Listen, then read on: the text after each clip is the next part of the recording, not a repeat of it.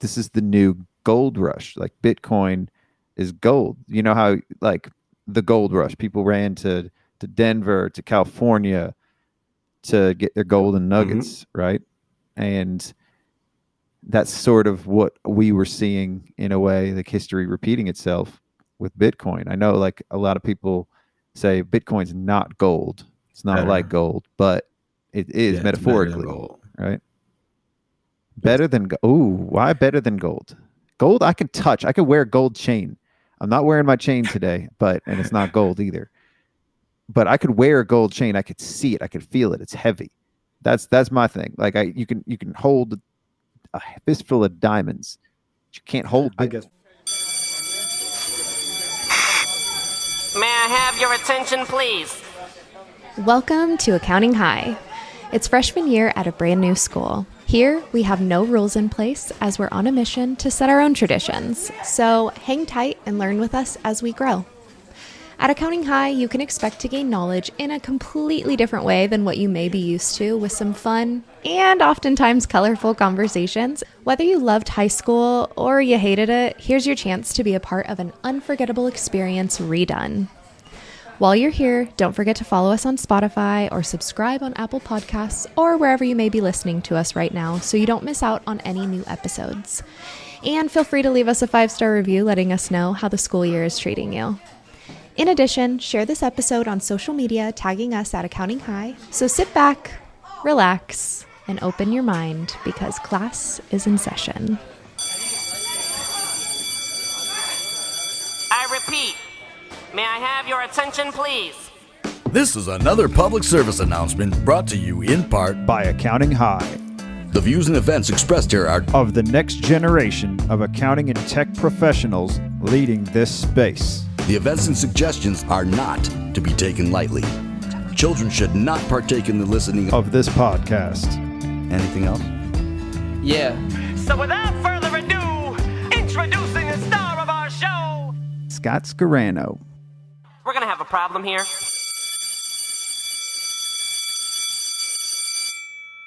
Solo episode today, and we got a very special guest, CJ the Smart Guy, Charles J. Kelly, CPA. How you doing, man? It's going good. Oh, so let's start with the moniker or the. I mean, I guess you're not going to call it. This is not like stage name, or is it a stage name? I like to look at myself as an artist, so stage name is pretty accurate.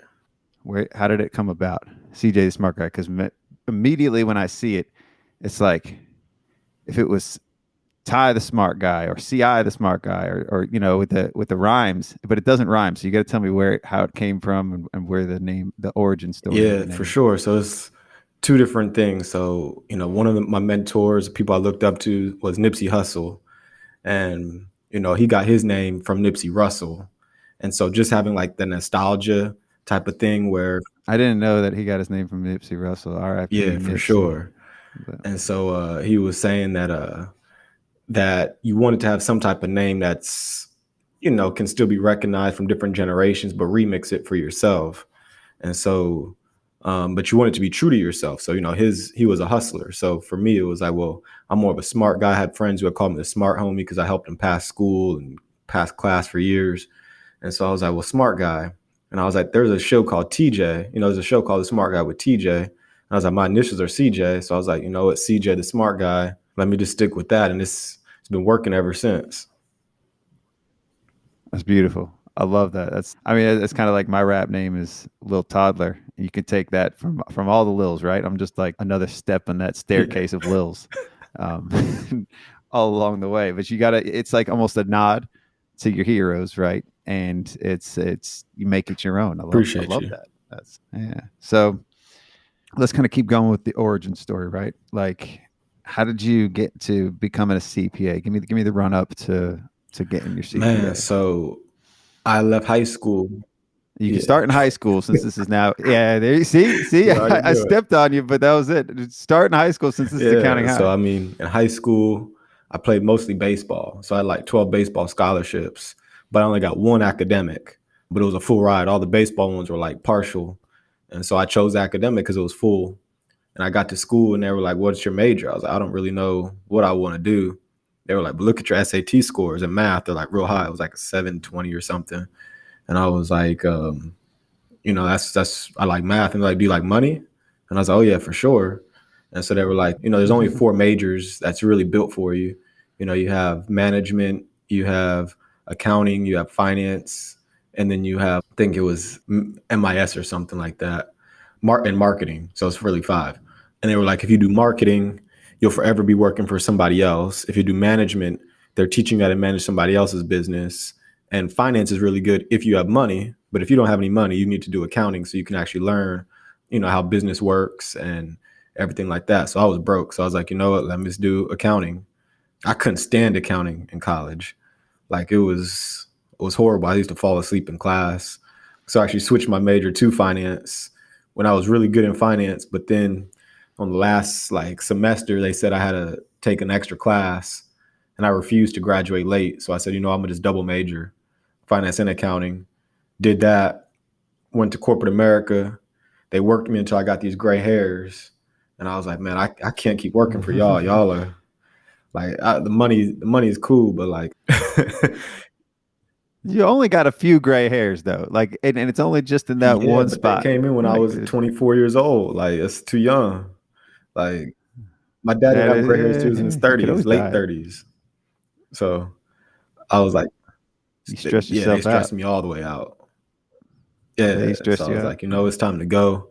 And I was like, but if I leave, I got to have something I can, work upon. They stressed the black out of your hair. All of That's it. What they did. Like, it was bad. It was bad. It was really bad. Like, I was working till 1, 2 in the morning sometimes. So I left and I was like, but before I leave, I need to start studying for my CPA so I have something to leverage on. And so for 4 years I studied, finally got it in June 2020. And, it was a journey. I actually have a podcast called my CPA Journey where I talk about like a lot of the ins and outs because I try to forget it. So I don't remember it all anymore. You try to forget it, but you laid it on a podcast. So then you'll never I'll forget it, but I'll let somebody else still listen to it just in case they really want to put themselves to that torture. Well, it sounded like it was torture on both sides, right? Like the job wasn't, you weren't enjoying the job, but then you were also doing something to get to that next phase. And sometimes you really do got to push yourself and do things that you don't, it's uncomfortable things make you stronger too. And like things that are, just beyond our skill set or what we're capable of. Like we, like you obviously did it. I mean, I don't know how many times you had to take the exam, but I've heard horror stories, and honestly, I never even sat for the CPA game. I'm just son of a CPA. Like, so I can't really, I can't really say anything about that, but you got it. That was only 2 years ago too. So this was relative. You're a young guy. Like, what's your age? Yeah, just turned 32 in June. So I got my license the day before my 30th birthday. Word. All right. So your journey now is you were still working there when you were getting your CPA? So I started off, but then I just couldn't do both. So I quit my job 2016. That's actually when I started growing my hair. So I've been growing my hair for 6 years now, but I left in 2016. That's a beautiful mane of hair. Appreciate you. I started growing mine. I started growing it last year, but it's nowhere near that. It's a journey. But yeah, I left because I couldn't study and work at the same time. So saved up, X amount of money, saved up some credit, and then just jumped off the plane basically. And, basically right before I crashed, I finished it. I finished I think it was 1 day before the 18-month time period. I took 7 tests because, you got to pass 4 within 18 months. So I feel like I took it to game 7 in the playoffs and the finals, but I won the championship, but it was definitely a struggle. Yeah, it came down to the final game.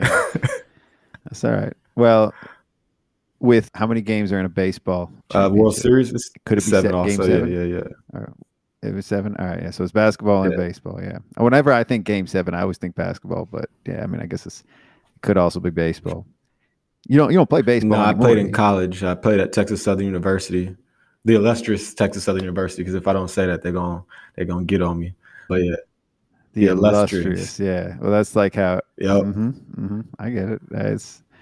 I used to say that. Well, I hear that all the time with just Ohio State gets just the right. the Ohio State. Like they don't have anything else. It's Yeah. just the. I always like to give a nod to that too. I didn't even go to Ohio State, but so you got CPA, and so sort of running theme, is like you didn't want to do something for somebody else, like management, marketing, all of these things. Like it's those are important skills, but you didn't want to work for somebody else. You started working for somebody else, and it's like I don't want to be here till 2 a.m. for you guys. I could see the drive though. I mean, I could see you probably work until 2 a.m. on something for you, and your own business. And that's kind of where I was at. Like I would work till 2, 3 a.m. building my own business, but I don't think I would do that for somebody else. Correct. Especially if you're not getting overtime. So independence. Forget the middleman. Yeah. Well, and overtime and all that too. It's like the tracking of time. Does that even happen when you have your own business? So like, are you even tracking? No, that would be depressing. I wake up around 4 a.m. and finish around 10 p.m. six days a week. But it's for me. So it's not really, it's not really work all the time. Only when I'm talking to the IRS, then that's painful. But outside of that, it's I love doing what I do now. For sure. So the CPA was a badge of independence. Exactly. In a way. Is that when you started your own thing? I started my own thing the second I left corporate America because I had to generate some income. But when Hurricane Harvey hit in 2017, I was living in Houston, and my two biggest clients, both of their places of business got flooded, and the place where I was living got flooded. So I was, my income and my residence, disappeared within one day. And so I had to make a move. So what were you doing up until from 17 to get? I was just doing basic taxes. I was studying the CPA at the same time I was studying cryptocurrency. And so I started doing like some consultations, letting people know about, Bitcoin and the different altcoins and the technology that was coming about. Because one thing I learned is that when you're in corporate America, you're so busy working. And then when you're not working, you're too busy trying to get away from the job to actually study what's going on in the real world and what's going on in technology and the stock market and, evolving industries. And so I became that go-to person for a lot of people that still worked in corporate America. They'd reach out to me and say, hey, what's going on? At the time I was charging real low rates just to survive. But, it was like, wow, for a lot of them, the ones who listened to me, a lot of them actually wound up quitting their jobs maybe a year or two later when Bitcoin, skyrocketed in 2020, and they're very happy about it. Yeah, they're still riding that wave as it goes up and down too, I guess. So that's a good pivot though, because this is going to be a crypto episode. That's your specialty. That's your niche, sir. Right? So around the time that you're studying your CPA, you're doing taxes, and you're learning crypto, did you always know that was going to be your vertical, or was it just something part of your passion? You were learning about that, for the love of money, for the love of everything else. This is new money, right? This is a new way of doing things. Decentralized, all those hot words are coming about like during that time while you're also learning tax and finance. So yeah, it was like 3 different things. So first, because I quit my job, my money started getting low. And so the banks actually shut down a couple of my credit cards before I even, used it all. And then they actually closed my bank account. And so when they closed my bank, I had to figure out a way to get out of the typical finance system because I was now bankless. And so I looked at Bitcoin and I was like, well, this is a different type of money. I can sign up for Coinbase because there was a movie called Dope and they talked about Bitcoin. So I downloaded the app. And so I was like, well, this is actually a way I can transact without having to go through a bank. And, it's simple. It's actually a lot more simple to just send people Bitcoin versus going to the banks who will shut down your accounts. And so around that same time, both Nipsey Hussle and Dr. Boyce Watkins, two of my mentors, they were talking about Bitcoin and cryptocurrency. And so that's really what ignited me. First, it was the need for it. I heard about it through the movie Dope. And then both Nipsey and Dr. Boyce Watkins was saying that this is something you should just study, not something that, you can just use for a quick dollar or, just to send funds back and forth. But this is an entire industry. And so from there, that's when I started really studying it. And so I was studying cryptocurrency and the CPA at the same time. And I remember like maybe 2019-ish, or, very late 2018, very early 2019, they had their very first cryptocurrency question on the exam. And I was like, oh, for the first time, like I'm actually ahead of the exam. And that felt really good. Yeah, for sure. For sure. So yeah, this was like, there's no middleman. Correct. Bitcoin is like they say decentralized. Define decentralized for me. I say it all the time on the podcast. A lot of my co-hosts, they make fun of me for saying it because I say it all. I throw it all over the place. So it's one of those hot words. Can you define it for for sure. me? So What does it mean? when it comes to Bitcoin, because Bitcoin is decentralized, but most of these other coins are not. Not all cryptocurrency is decentralized. Bitcoin is decentralized. And so when you look at the technology that powers Bitcoin, it's called blockchain. And so if you think about Kazaa or LimeWire or those torrents that people used to use back in the day, instead of going directly to a music store and getting your music, you get bits and pieces from a wide range of people. And so when it comes to Bitcoin, if I want to transact with Scott, instead of the bank saying, okay, he has this money and he hasn't spent it already, it's going to go to a bunch of different nodes or computers, and they're going to approve it. And when they approve it, then the money gets sent to you. And so it's decentralized because there's no one central place of power of approval. It goes out to the masses. Whoever owns a node that's a part of the Bitcoin blockchain system, then they get to approve it. And that's how the transactions go through. Is it a person approving that? A node is just it's like a computer. It just, Terminal? It's just something that you link up to your computer that just says, hey, we're going to double check to make sure this person has actual money when they haven't already spent it yet. Like the double spin problem, Bitcoin solves a lot of that. So it pings it. Like it's almost like a verification. It's a verification. Yeah. Right. Like pings it and it hits back. So if one node is down, another node is up. Like are these just all open to as like whomever points? So across the entire world, you have Bitcoin nodes around the entire world. Whoever wants to join the system, it's open source. Anybody can download the blockchain onto their computers, because essentially what that blockchain is or the Bitcoin blockchain is, everybody can download all the transactions of all time that's ever been on the Bitcoin blockchain. And so if somebody tries to change something or manipulate it, that would go out to the entire system. And so it would be very difficult for somebody to try to change anything or manipulate it, because everybody would have to approve, or at least 51% of people have to approve it. So when Bitcoin first started, there were people who, attacked the system, because if you only have 10 nodes, you can get 6 people to manipulate, to get manipulated. But now we've got millions of nodes across the world. It's going to be very difficult to try to manipulate the system at this point. So it's like transparency across a transparent GL that everybody sees. So as accountants, this is why it's very attractive for a lot of us to look at that, because that's how we look at finance and that's how we look at numbers.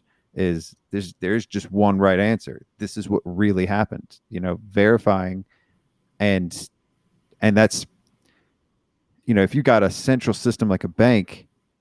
I mean, what banks do. Wells Fargo, a lot of these banks, they're doing things behind the scenes, and we don't even see it.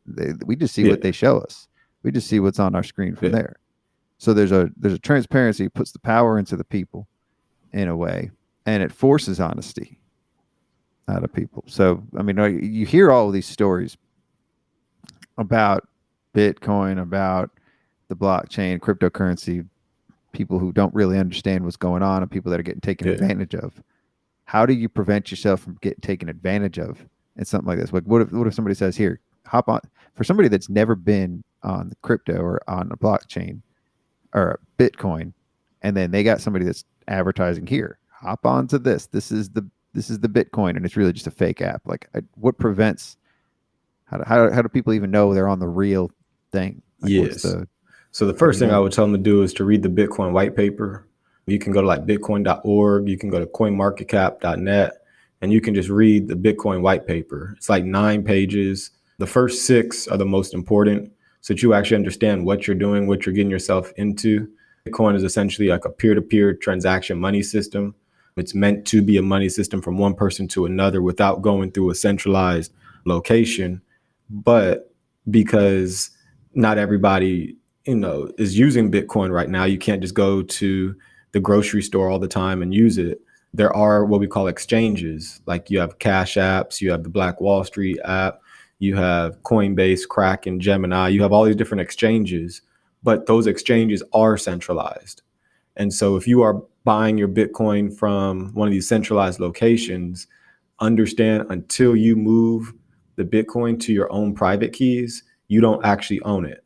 And that's the biggest piece to this whole entire thing is Bitcoin represents self-sovereignty. With more freedom comes more responsibility. And so you want to always protect your private key. Think of that as like the key to your house. You have a public key. Think of that as like your mailing address. You can send that to anybody, but your private key, you want to make sure you keep that to yourself because anybody who has your private key and your public key can own your Bitcoin. So you need both. That's like the two-step verification. Correct. And if you don't own your private key, you don't actually own your Bitcoin. So if you're dealing with for instance, Celsius, that was like a company that just filed bankruptcy. A lot of people lost their coins on there because they said, hey, we'll hold your Bitcoin for you. They own your private key. And then when they file bankruptcy, they take all your Bitcoin, not just Bitcoin, they took all your cryptocurrency in general because you didn't own your private keys. And, you're considered an unsecured creditor when they file bankruptcy. So you just lose everything. So the exchanges are Correct. the banks. They're the bank. They're the new banks, but they're worse. Yeah. So because they're not, but they're worse because they're not regulated. So then now we're going back to like the Wild West in a way. And I used to always I'm still very much a novice when it comes to this. I know, I know nothing, but I used to say like this is the new gold rush. Like Bitcoin is gold. You know how like the gold rush, people ran to Denver, to California to get their golden nuggets, right? And that's sort of what we were seeing in a way, like history repeating itself with Bitcoin. I know like a lot of people say Bitcoin's not gold. It's not like gold, but it is metaphorically, right? Better than gold. Ooh, why better than gold? Gold I can touch. I could wear a gold chain. I'm not wearing my chain today, and it's not gold either. But I could wear a gold chain. I could see it. I could feel it. It's heavy. That's my thing. Like you can hold a fistful of diamonds. You can't hold Bitcoin. I guess from that perspective, the utility. So I would say this: Bitcoin is a better form of money than gold. It's not a better form of apparel. So, all right. Yeah, it's not a better form of apparel. You can make a gold chain that looks like a Bitcoin, but it's still not a Bitcoin. Correct. It's a gold chain. So I say it's better than money than gold for money. Because one, if you're trying to say if you have a deal in China or something like that, to try to send gold might cost you the whole gold bar just to get it there. And the amount of time it would take for that gold bar to get to China would take a large amount of time. Whereas with Bitcoin, we can send it within 10 minutes to China, and the fees are like pennies if you're using a Lightning network. So in terms of transacting, it's a lot better. And then it's better store of value because we don't actually know how much gold is in the world. I just heard that in Uganda, they just found like $12 trillion worth of gold. And so when you have that much gold that's inflated into the economy, the value of gold is going to go down. Whereas Bitcoin, we only have 21 million set amount that'll ever be created. So the scarcity is locked versus the US dollar. They print it, gold, we find it. Bitcoin is digitally locked at 21 million. 21 million to Bitcoin. Ever be created.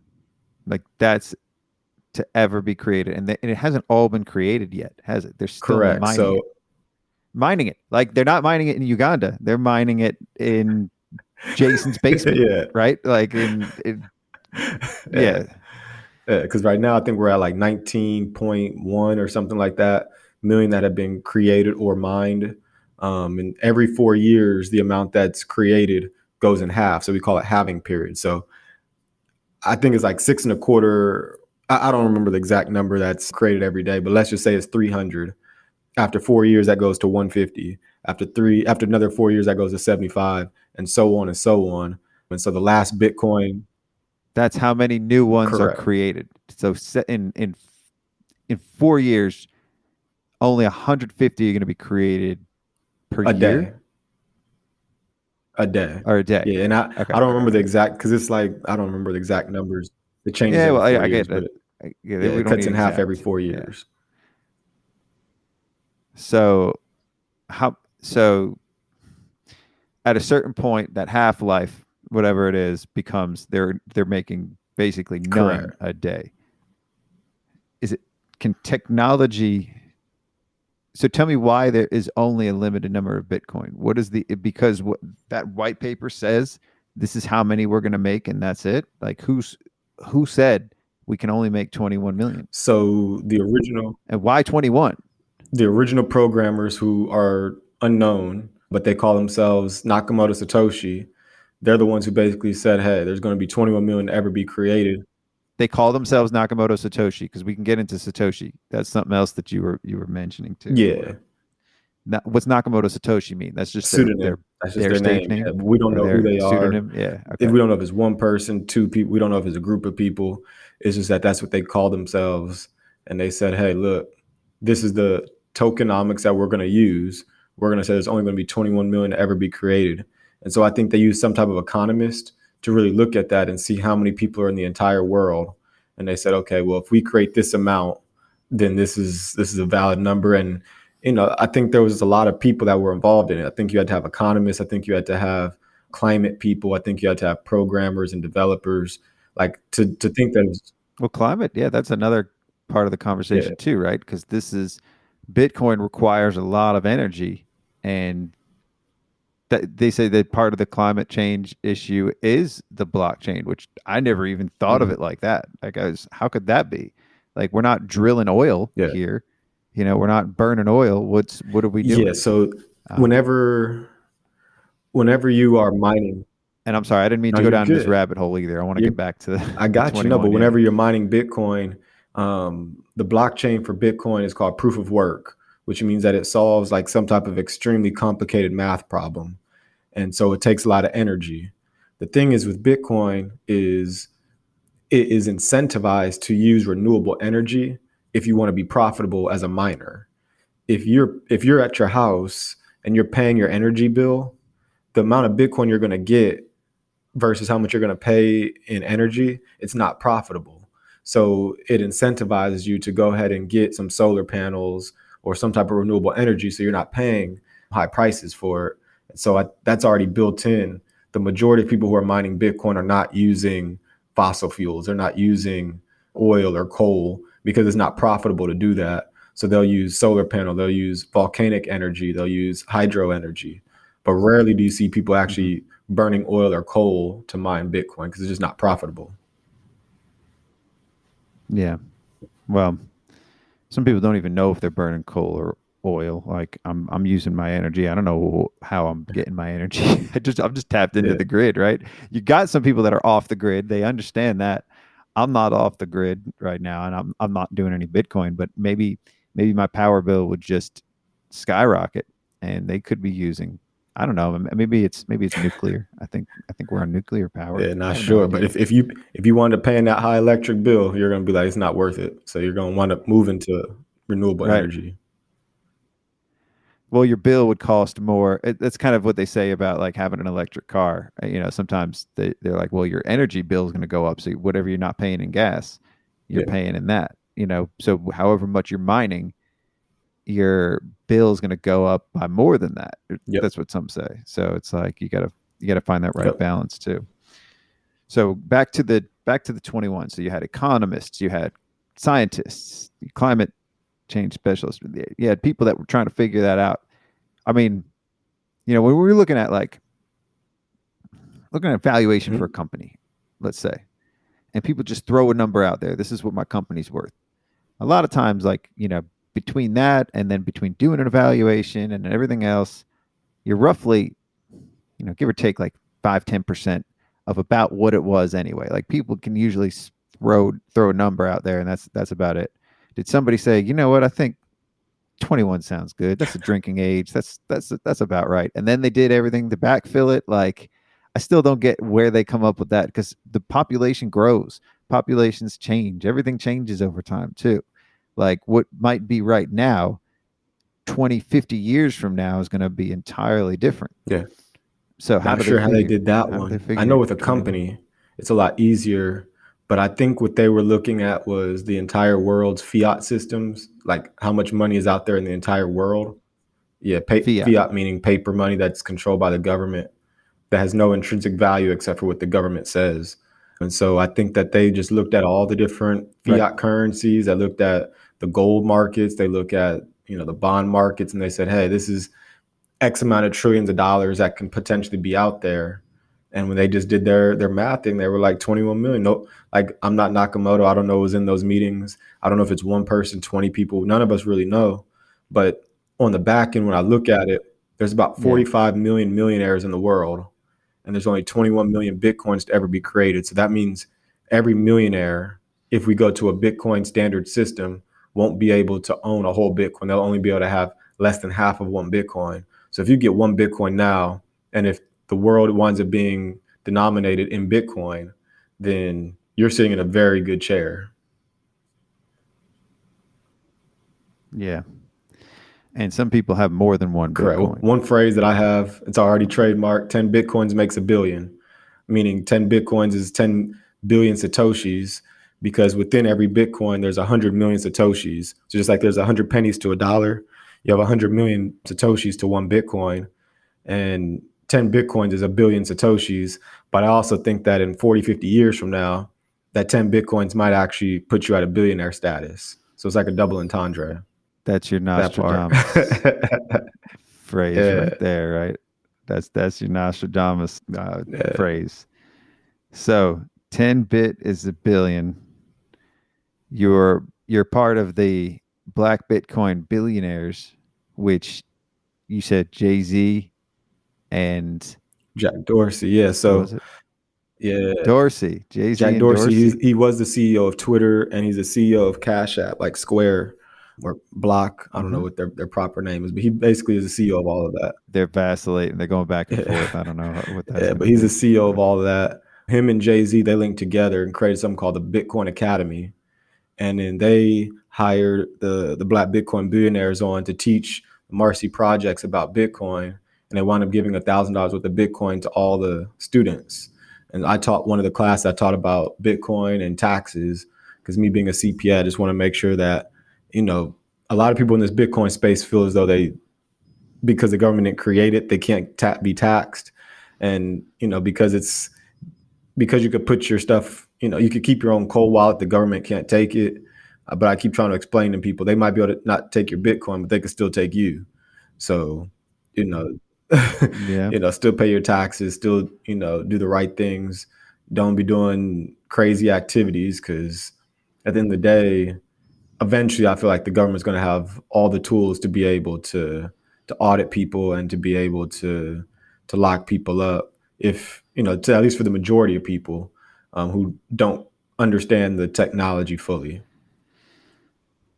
I mean, the basic principles of it is they obviously will, because it's all transparent. They could see everything. They have a clear view. So once they update their tech, they will have the ability to see absolutely everything. And it's all going to be automated. They're going to be able to see all of it on a screen. And it's just like, that's the key to automation, is having everything available. The hardest thing about automating tax right now, and we talk about this a lot on this podcast, is the information's just not readily available. You have too many key holders, so to speak, of information, and they're not letting it out. A lot of banks, they're not. There's a lot of banks that just aren't updating their tech. People, like, there's just information that isn't decentralized for us to access it to enter into the tax return. But when you translate this to Bitcoin, blockchain, and crypto transactions, that should be theoretically easier to verify and to in tax. theory. But I think the government's going to wind up creating their own, what we call like a CBDC, central bank digital currency. So CBD. Now that's not going to work. There already is a CBD acronym. We got to change the acronym. Yeah, they just add the C to the. We can't go merging acronyms now. We can't do this. But I think so. Like, think of the internet. The internet is open source. Everybody can use the internet. But then you have certain companies that use an intranet that is just for the local company or for the people who are local. And I think, Bitcoin is the open source that the world can use. But then the governments are going to have a closed source, a CBDC, central bank digital currency. Sorry for the acronym. But no, you're good. You got a C at the end there. I didn't even get to. I didn't even let you get to the C. Yeah, so. But I think that they're going to start using that so that they can see every single transaction that's done with that. And so July 7th of 2022, Joe Biden actually got the framework for the CBDC. China's already put out theirs. Nigeria's already put out theirs. And I just feel like America soon, maybe not next year, but eventually is going to move towards a cashless society. And the transactions are going to be done with these central bank digital currencies. And the way to privacy would be Bitcoin, if possible. But I feel like the government eventually, they're going to figure all of it out. And then you just have to, figure out your own way around it. And then it will be centralized. Definitely a CBDC is completely centralized. They can see every single transaction. They could probably control it. I know in Congress, they're talking about this stuff now. They're trying to put out laws that say, hey, you can't, stop a transaction. Because think about like WIC cards, like food stamps. If you try to buy a TV with the food stamp card, it's going to deny it because it's not food. And who's to say that a CBDC will, won't be like that? Or if you're traveling to a different state, if you're on probation, you can't, you won't be able to transact. So it gives the government more control and gives you less privacy. Well, there's a lot of this can be used for good. There's a lot of really good, and then there's a lot of nefarious ways of using this type of tech and centralization of money. It's easier to hand out. It'd be a lot easier to distribute. If we were in another COVID situation in the future, for them to, the PPP was very centralized and very, very much, that's a whole nother conversation. But the whole printing of money, it ended up in 2/3 of it was probably fraud. Maybe not 2/3 of it, but maybe at least 1/3 of it was probably fraud, right? And we will find out, and we are finding out as we go. But there's, that's not this conversation, but it's, I think that it could be used for good. I think there's a lot of things that we can learn from that. But are you saying that China and Nigeria don't have fiat anymore, or they do? Like when you say cashless society, so they still have their fiat currencies. They've just digitized it so that they can have more control and more understanding of where their money is going, especially like in China, because they've got a lot of activities going on in Africa. And so they're now saying, hey, instead of using the paper money, you guys can now use our digital yuan in Africa. And now they get to track where all that is going, how people spend their money, the different patterns, and then they can know what ads to put out and, things like that. What's the difference with a yuan and a yen? I think the yen is Japanese. Are they different things? Yeah. Oh, Japanese. My bad. All right. So the yuan. So if they were to fully go cashless, like their cash is still worth something, but are they taking it out of circulation? So the reason I think that is because when you start, during COVID, when you look at these stores, they start saying due to a coin shortage, please use exact change. And then you'll start seeing things like, we don't accept cash here, only debit, credit card. As I start seeing those things, I know Starbucks, they just had a store that just said, hey, we're cashless completely. And just when I see that, I'm like, I'm paying attention to the technology and what's going on. And I can see these things happening because just because you shut down a country doesn't mean that the coins magically disappear. Like where did the coins go?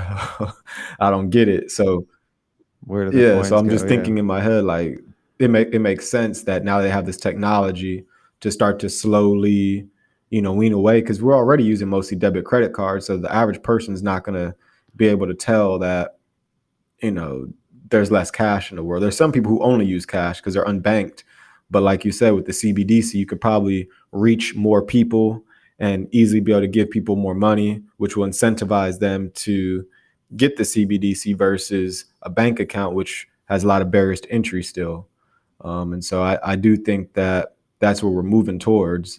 And July 7th, Joe Biden got the framework for it. So we'll see where it goes. Time will tell. Time will tell. So let's kind of pivot back to this whole talking about you again, right? So you're CPA, you're doing taxes, you got a client base, but you're also on tour. Tell me a little bit about that. So I was on tour. It's over now, but for the last 2 years, I went on tour with a cryptocurrency exchange owner, Naja Roberts. She's the owner of the Crypto Blockchain Plug based in Inglewood, California. And, the first year, I believe we went to 30 something cities. This year we went to about 35 cities, approximately. I don't remember the exact numbers, but about 30 to 35 both years.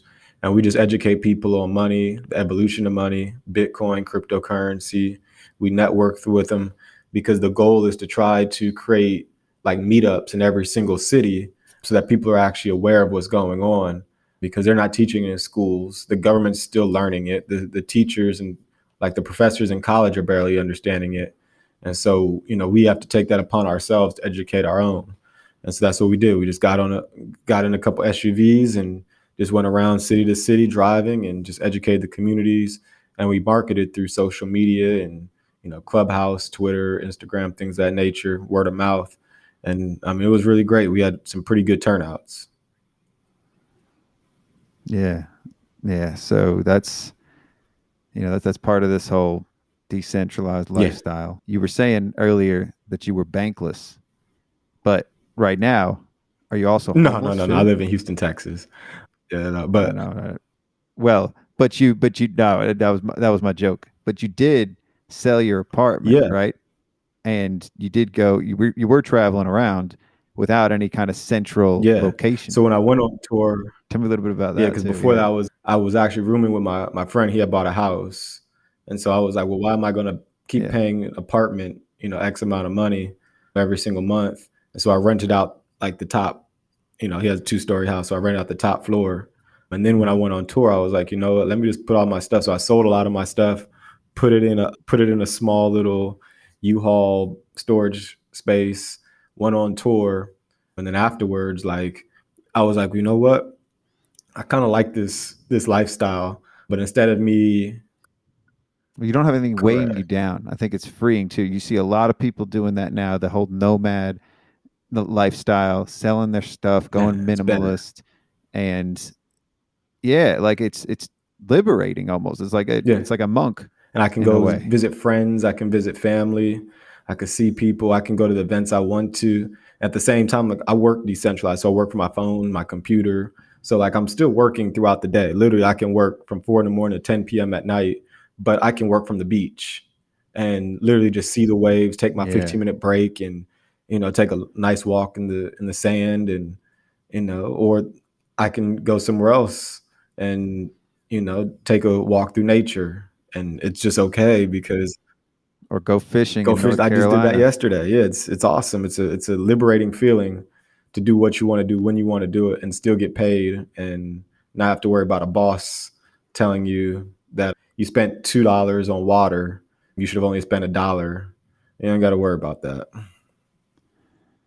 True story. So that's like the running theme, right? Like this is kind of the running theme is you don't want to have to answer to somebody like a bank, a boss, and everything else. You're free. Like this is full freedom, this decentralized lifestyle.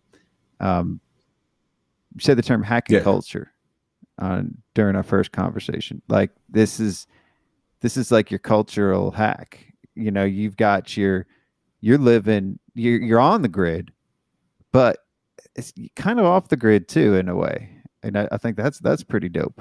It's like, did you have any visions of doing this, or did it just kind of happen naturally? Well, it kind of happened naturally because, the very first trip around the country I did was after I passed my CPA exam. I actually have a podcast called Road Trip Podcast where I talk about some of that. But I just got in my own car and traveled around the country. And so I actually got to see like Gary, Indiana, where Michael Jackson grew up. I got to see Magic Johnson statue. I got to see LeBron James, I Promise School. And so I was just going to places that were interesting to me.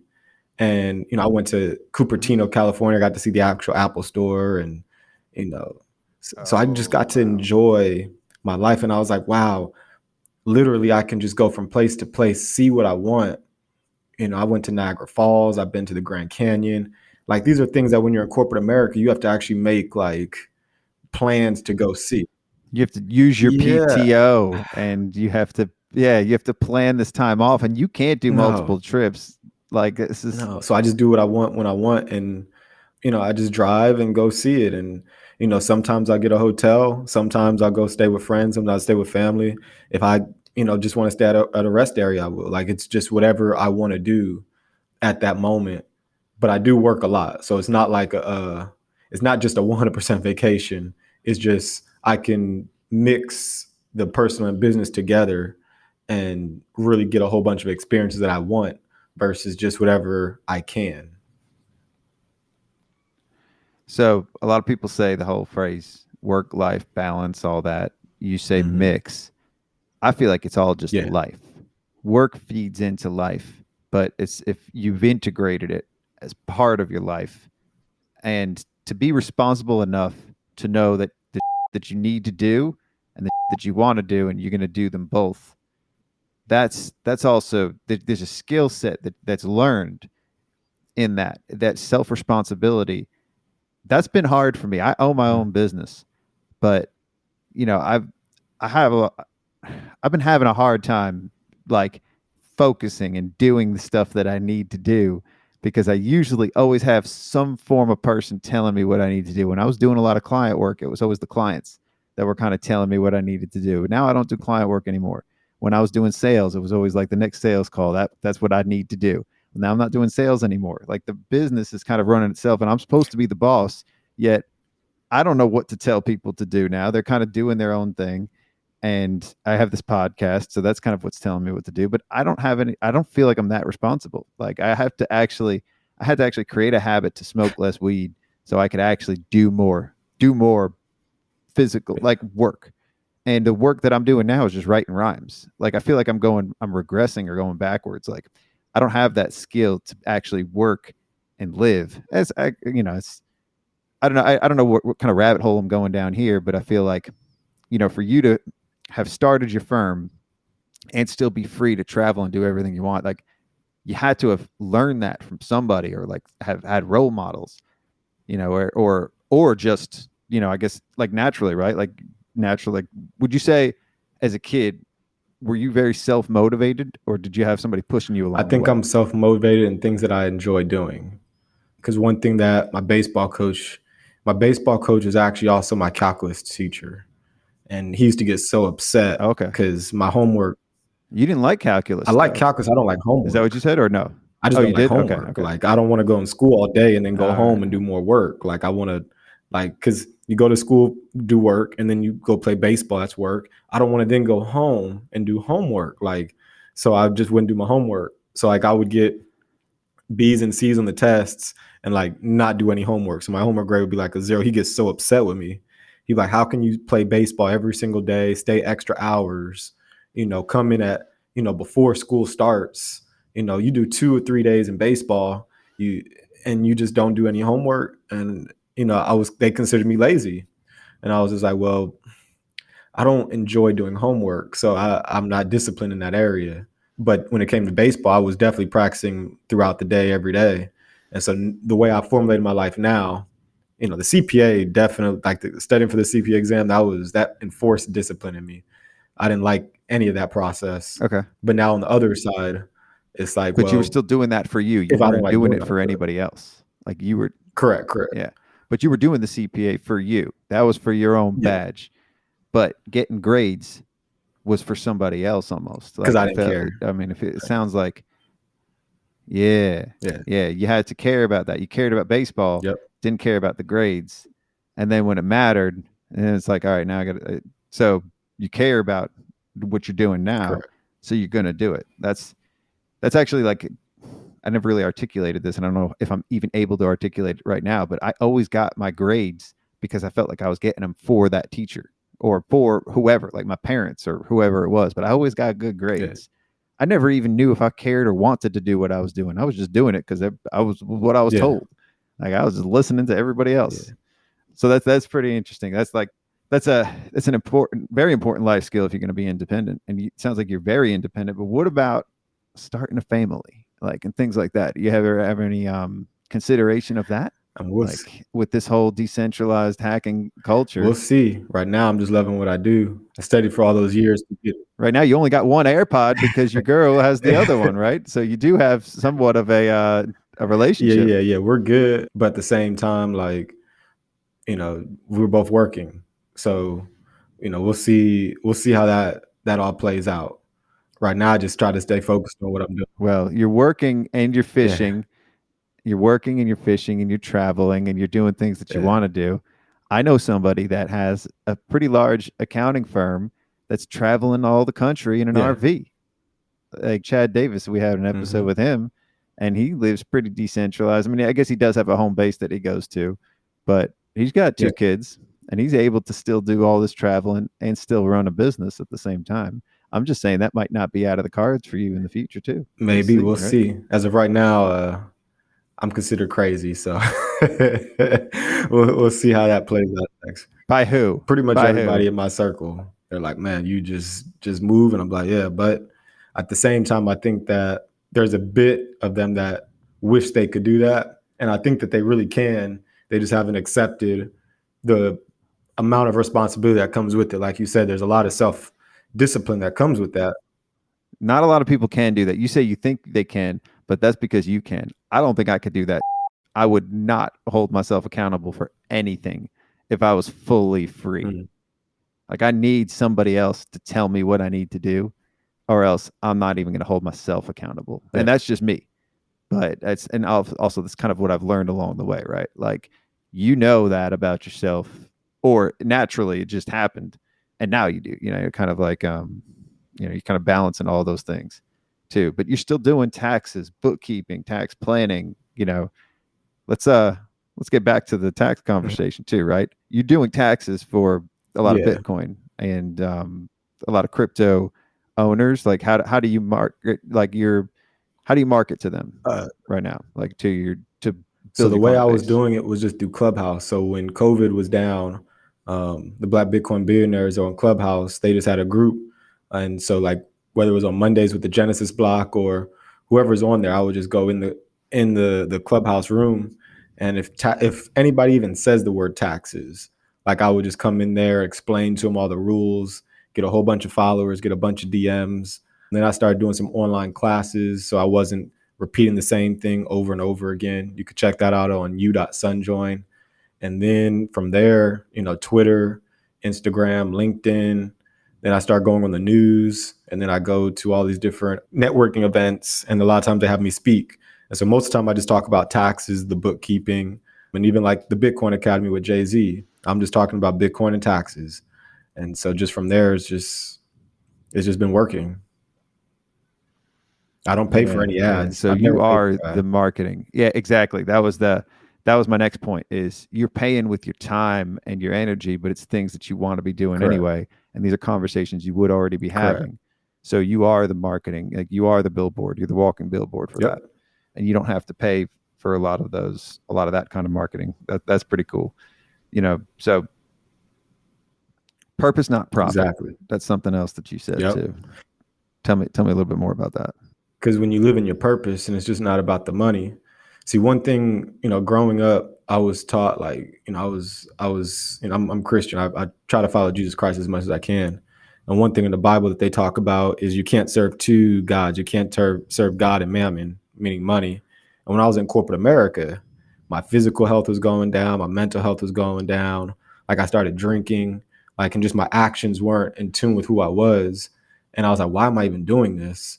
And it was because they were paying me real well.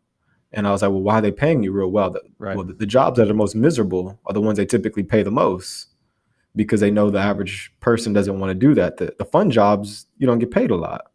And so I was like, well, I feel like I'm literally selling my soul because everything that I want to do, I'm sacrificing for this money.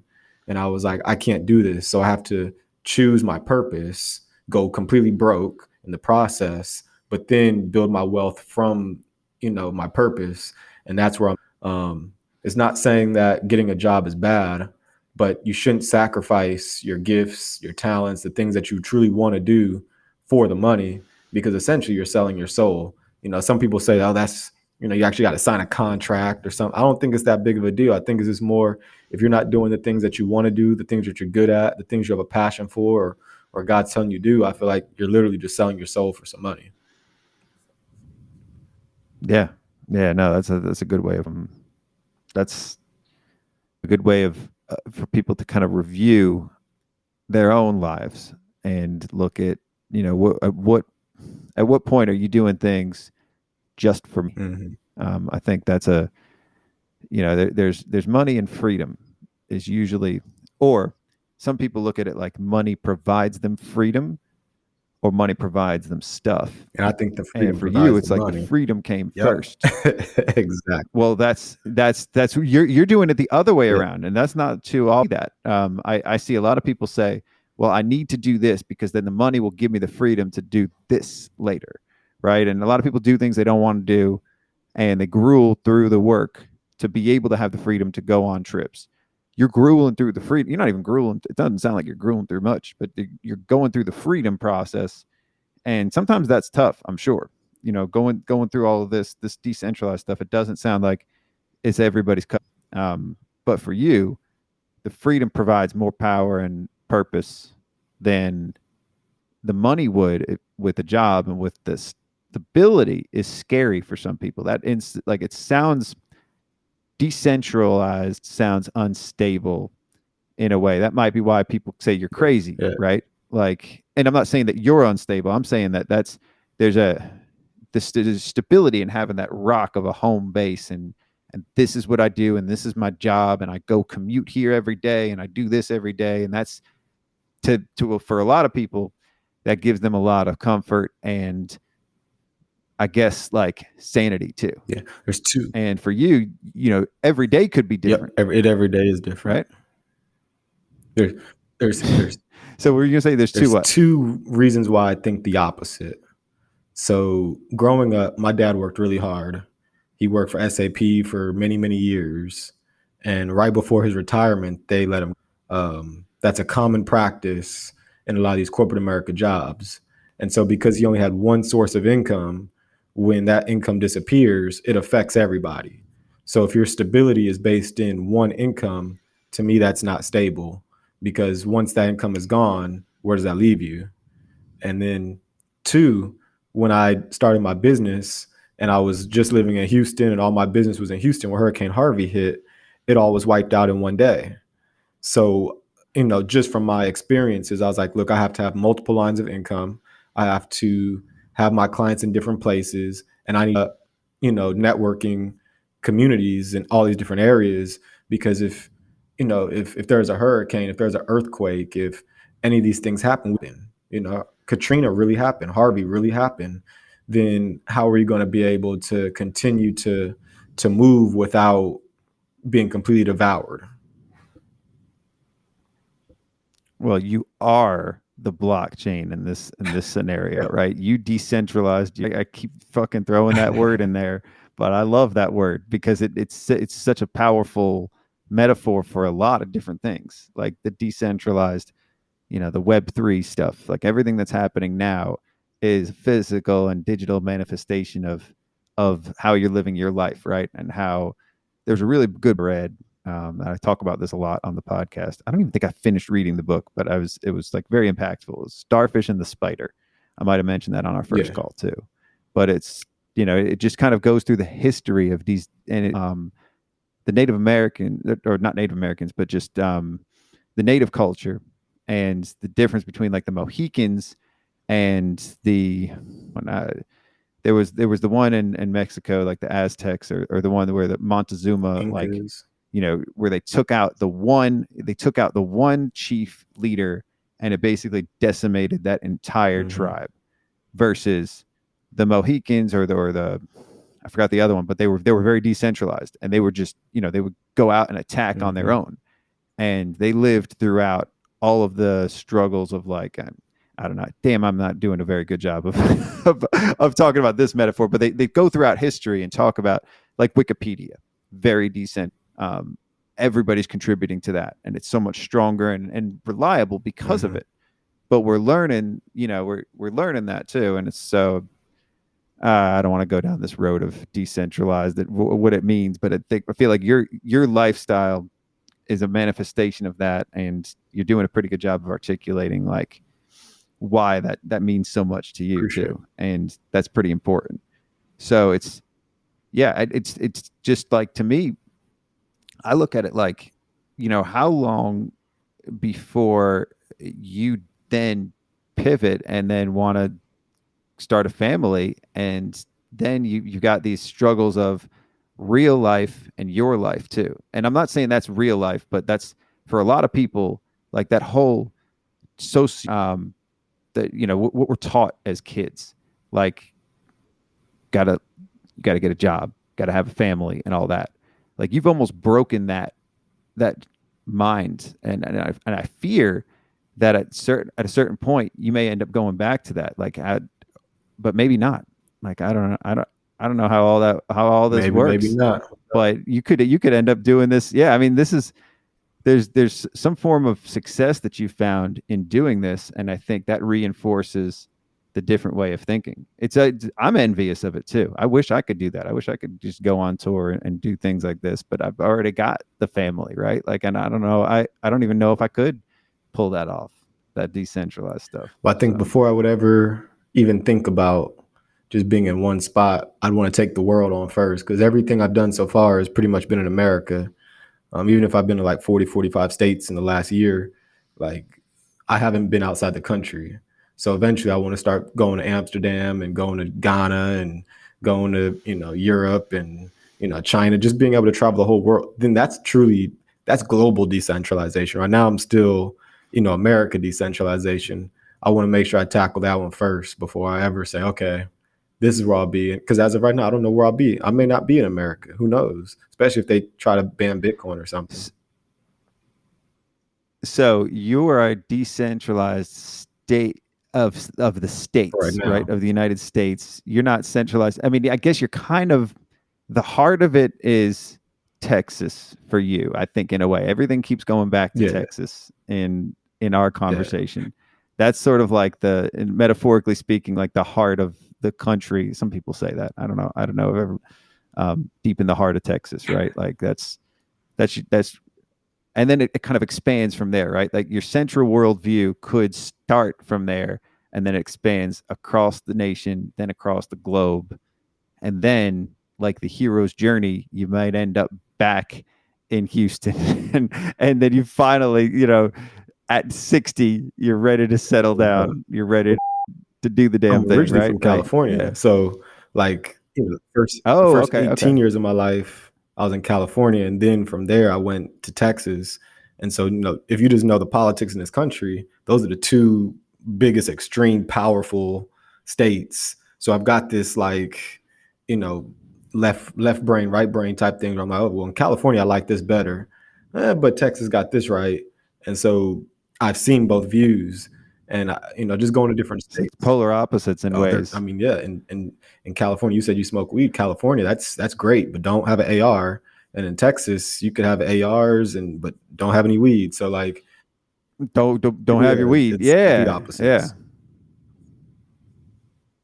Yeah. That's interesting too. I never really thought of it like that. Like you can't get high and have a gun, because any state that it's easy to have a gun, you're not getting high too. But then also when you're high, you don't really want the gun. Like you don't really care for that much too. So that's it too. I wonder what New York is, because New York is also one of those, but as a state, guns are pretty big there too, in the upper parts of it. But then in the city, I mean, I don't know. I don't know where to put that, but New York is always where I go for my heart, because that's where I was born. So that's like where everything expands. But I've pretty much stayed on yeah. So with your firm, I know we're kind of like I'm weaving things back and forth. You've got to take advantage of tech. You've got to take advantage of technology to be able to do this. So you came in at the right time. Like, I think you wouldn't have been able to do this had it been 10 years prior, because you wouldn't have had the ability to be as decentralized. You would have needed to be stuck next to a server or some kind of localized software, and meeting with clients in person and doing their taxes in person. So how do you do your taxes? What kind of software do you use? So I use ProSeries. And most of the time I'll just use, which is the only cloud. I think that right now is like basically one of the only cloud tax platforms there is that's actually usable. I'm not sure about the other ones. I know that's the one I use, and I normally connect to my phones because I got like 3 phones. I'll just connect to one of those. 3 or 4 phones. Yes, sir. 3 or 4 phones. Different purposes. One personal, because I want to separate personal from business, and then I got different businesses, and sometimes like I just don't want to get rid of an old phone. That's your office. Like, you don't have a physical office, but you have a different phone. That's funny. Like, I never really thought, like, you do kind of get some form of separation, even though your work life is mixed. You still have some form of separation that you could turn one off and turn one on. Because, one thing about living decentralized, say if in tech, or say if you're in New York and you have a California client, they're calling you at 7:30 their time, but it's 10:30 in New York. I don't want to be picking up the phone at 10:30. But at the same time, if I'm, making a call, I wake up at 4 a.m. If I don't want to make a call in New York, at 4 or 5 a.m, and it's 1 or 2 in California, it's just inappropriate. So you always have to be cognizant of the different time zones and so I have just, I have a built phone just for business. So I know the different time frames and, the do not disturb. It just outside of those hours, it's just automatic. Yeah. Yeah. So do you have any, like, how do your client interactions go? Are they all phone? Are they video calls? Are they email? How do you interact with the clients? However they want. So I use something called Calendly. And when I use Calendly, they'll automatically have to pay before they to me. And so the invoice automatically go through. Well, that's not all Calendly. That's how you set your Calendly up. Correct. Like, correct. So you've got your Calendly up with the wall, which listeners, you should know you can do that too. Yeah. Like, and I think, we've had guests talk about how they've set it up to where any consults they're charging for too. And that's Calendly is a great way to do that. Yeah. You give somebody a link and, well, wait a second, I got to pay. Like, they won't even be able to ask. They just have to pay. Yeah. Like, there's no admin to ask or anything like that. The answer is very clear. Yeah, you got to pay to have that first consult. Yep. And then from there, so yeah, keep going though. You're using Calendly. Yeah, then they can choose whether they want to use Google Meet, Zoom, or a phone. And so whichever one they choose, then I normally initiate it. It'll automatically send out the calendar invite. And so a lot of times I just see from my phone, I get a text message that just says, "Oh, you've got a meeting on this date at this time," and I start planning from it immediately after that. So then you deal with the IRS too. Those are phone calls. And then you got to fax the IRS a power of attorney. How do you do that? Actually, during COVID, so I'm basically a COVID CPA. I came in during COVID. So however it was done before that, I don't like using fax. I have an app on my phone that uses fax machines, but I hate it. So instead of me even sending them power of attorneys, I show my clients how to go to irs.gov and pull their own and so I give the power to them. A lot of times it's a lot quicker, even though ID.me. They're not giving you the power, not the power of attorney for you. You're giving them the power. I give them the power. And then, but ID.me, oh my goodness. Because people there are always like, man, I've got to take face scans and IDs and. I know it. Yeah.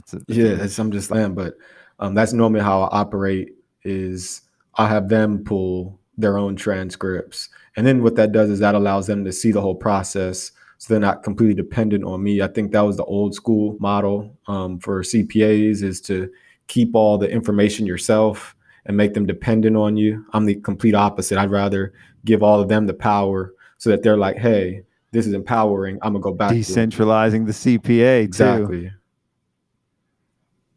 too. Decentralize the CPA, decentralize the man, I might have to work that into the title of this episode. I wanted to do something about Bitcoin, do some alliteration there, but we'll see. I haven't come up yet. So for our guests, for our owners, how could they hear more?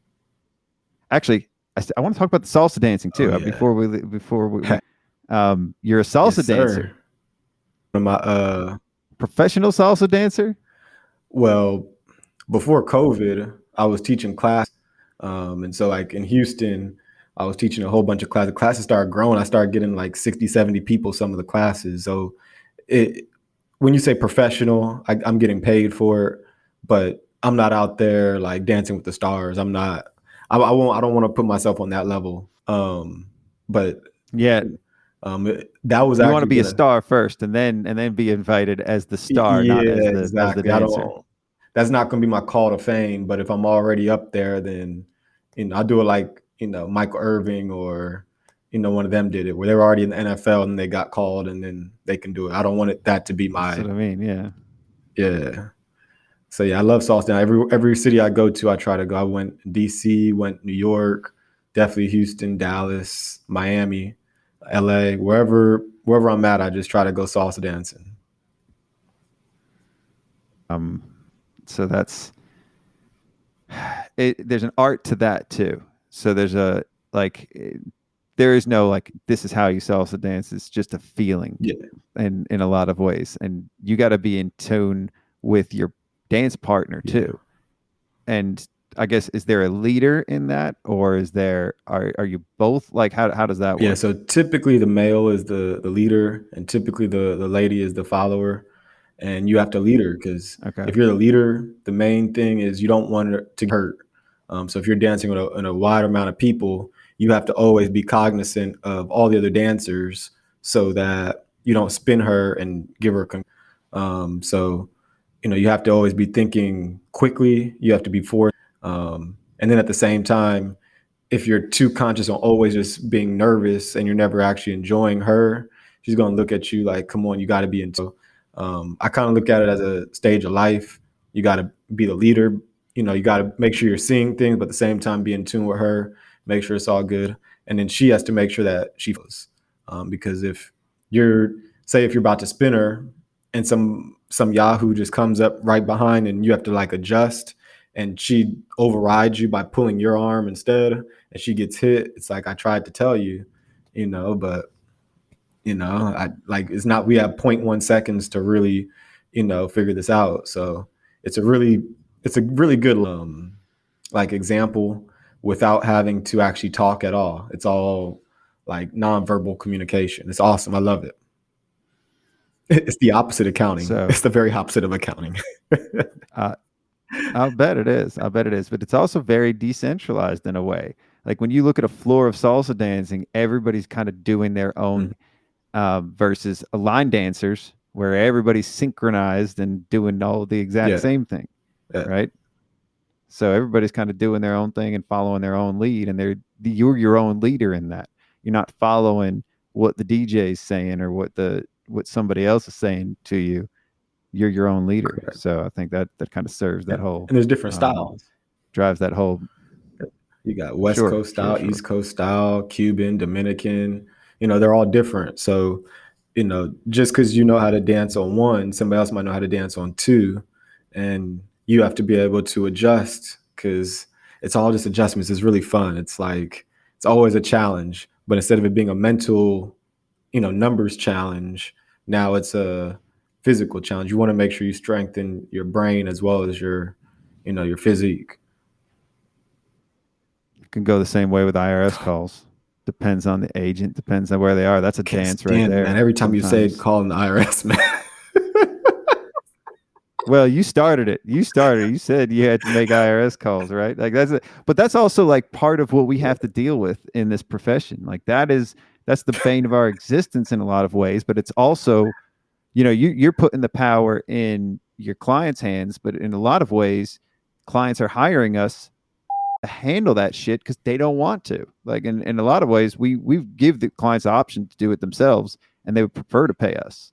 So it's like, we have to do that dance. That's a dance that we have to play through, and that's what takes most of our time too. If you think any individual thing you're doing, what's going to take the most time on any given day is if you have to make an IRS call. Man, and it shouldn't be like that. Yeah, if I have to make an IRS call, I hire somebody else to make the call. Like I'll literally hire to just wait on the IRS call. I've done it before. I'm like, hey, here, you work. There's companies that do that now. There's apps. It's just crazy. But I'd rather pay somebody that I know. So like I'll have somebody who I'll pay them $20 just to stay on the line for an hour and literally do nothing except that once they get on the line, text me real quick and be like, hey, get on the call. And I'll get on the call. And I'm like, here's $20. And it's, of course I could less. But like I said, it's not always about the profit for me. It's about the $20 is not that much these days. With all that money printed, $20 doesn't get you much. Maybe a pack of gum. For a lot of people, $20 to literally make a call and to do nothing. They could play PlayStation. That's a lot. They could do whatever they want to do for that time, and most people are happy. That's their meal. Yeah, that's true. Mm-hmm. Well, I guess you can get more than a pack of gum with $20, but you're not going to get much lunch these days. Some people need that lunch. With $20, you're not going to have that much change. Cool. All right. CJ, the smart guy, Charles J. Kelly. Thank you for coming on. Anything else you want to leave our listeners Appreciate you, with? Scott. You can give them one piece of advice on crypto. If somebody that's just getting involved with it. I know we didn't really talk about the crypto tax stuff, but that's for another day. I just needed the baseline for me personally. You taught me a lot today too. I'm a novice when it comes to this. I just hear it a lot. So if you give anybody one piece of advice to walk I'm actually away going to with, do two, just because. So the first one is going to be on the taxes. Just because For the tax side, if you are in this crypto space, make sure you check the box yes on the very first page of your tax return. Every year they seem to change the wording, but essentially it asks if you've been doing any buying, selling, trading, or transacting in any virtual, meaning crypto. And so just check that box yes to take that type of fraud off the table, because one day they'll be able to cross-check these exchanges versus your social security number on your tax returns. And if you check no, that's an easy audit. It's considered fraud. So they have an infinite amount of time to audit you. That'd be the first advice. And the second one, Bitcoin is king. So once you accumulate your Bitcoin, put on your cold wallet. With more freedom comes more responsibility. Don't take screenshots of your private key, because then Apple or somebody else has it. Just make sure you keep it to yourself, because that's your freedom to travel around the entire world and to be able to do transactions with pretty much anybody, anywhere for cheap. You just triggered me with that, though. Apple's not going to do anything with it. They don't have any business messing with it. That's why they have their own private. That's why they share our shit. At least that's what I've been trained to believe. Apple, I've been trained to believe by Apple, and I will always believe it because I'm a loyal Appleist. You worked for Apple. I love working for Apple, but I do know that if you put your private key in the cloud, all it takes is one person to see, oh, they got 7 Bitcoins. I'm willing to lose my job to get them 7 Bitcoins. Oh, so it could be somebody that works. It could be, or it could government. Because there was actually, and I mean, they were doing stuff, but still, they had stolen like $300-400 million worth of cryptocurrency, and they had taken the screenshots of the private keys, and that's how the FBI was able to seize it, is because they checked their on their phones, and they were like, oh, here's the private keys. And they actually have actual trainings now, so that if they raid people's houses to try to find their private keys to take their cryptocurrency. So it's a real thing. And I bet screenshots is a common way for people to want to hide that or keep that as safe. Like anytime I need to keep information, I take a screenshot of it. It's like, all right, it's there. It's in the cloud. I got pencil and paper, pen and paper, or concrete. I'm going to choose to trust Apple until I've been told otherwise. But that's also because I like the centralized. I sort of like a centralized life in some of my life, because I want to be able to point the finger at somebody else if something gets fucked up. So I want to be able to blame somebody than just me screwing something up. But that's cool. Charles, thanks for coming on. I no problem. appreciate it. Thanks for having me. Good luck with all your travels. Thank you. We'll see you again. Man, appreciate you, man. It was good talking with you for sure. Yeah, for sure. Peace out.